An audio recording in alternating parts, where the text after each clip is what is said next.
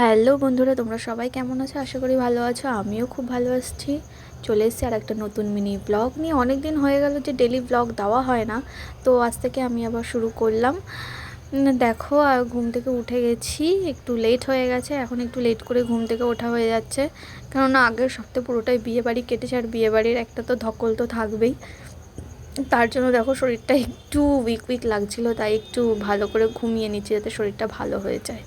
আর এদিকে তখন আমার বড় অফিস চলে গেছে, আমি বিছানা টিছানা সব গুছিয়ে নিচ্ছি, আর কিছু জামা কাপড় আছে ওগুলো সব গুছিয়ে রাখবো, কারণ এইগুলো সব আমি বিয়েবাড়িতে নিয়ে গেছিলাম। ভাবলাম যে আয়রন করব, কিন্তু আর করলাম না, এখন পরে করব। তাই জামা কাপড়গুলোই জাস্ট এখন গুছিয়ে রাখছি।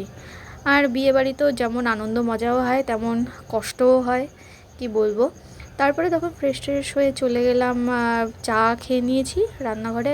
আজকে একটু মাছ দই কাতলা রান্না করব বলেছিলাম, তো দুটো একটা আইটেম মিসিং ছিল, তা সত্ত্বেও আমি নিজের মতো করে করলাম। খেতে বেশ ভালোই হয়েছে।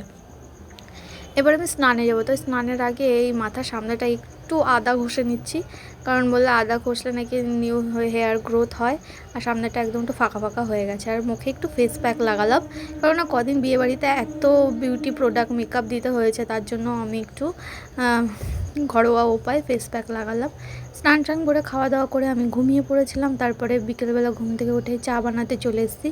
আর এখন খুব আমার দুধ চা খাওয়ার একটু অভ্যাস হয়ে গেছে, তাই আমি দুধ চা বানাচ্ছি, আর মা বাবাকে লিকার চা করে দিয়েছি। এবার দেখো সন্ধ্যাবেলা বর চলে এসে ওকে টিফিন দিয়ে দিয়েছি। আজকে ছোলা মাখা করেছিলাম, তো আমিও খাচ্ছি। তো এইভাবে আমার সারাদিনটা কেটে গেল। ভালো লাগলে লাইক, কমেন্ট ও সাবস্ক্রাইব করে দিও অবশ্যই। টাটা সবাইকে।